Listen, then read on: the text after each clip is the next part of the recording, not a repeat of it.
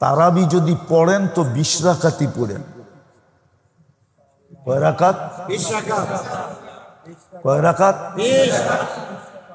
20 রাকাতে শুধু তারাবি আদায় হবে না, আরো 2টা আদায় হয়ে যাবে।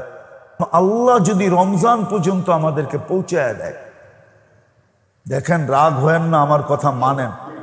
হইতে পারে এখানে কেউ থাকতে পারেন, আমি আপনার বিরোধিতা করতেছি না।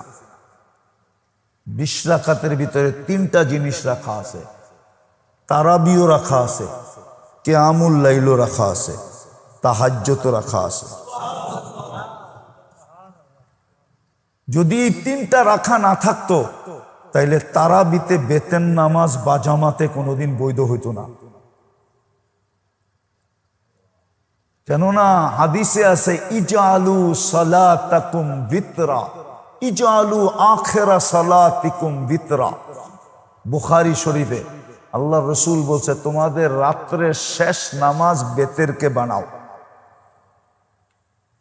তো তারাবি পড়ার পরে মুসল্লিরা বলে ইমাম সাহেব তারাবি হয়ে গেল, কিয়ামুল লাইল হয়ে গেল 8 রাকাত, তাহাজ্জুদ হয়ে গেল 8 রাকাত, বাকি রইল বেতের, ওইটা আবার বাড়িতে লয়ে যাবো কেন?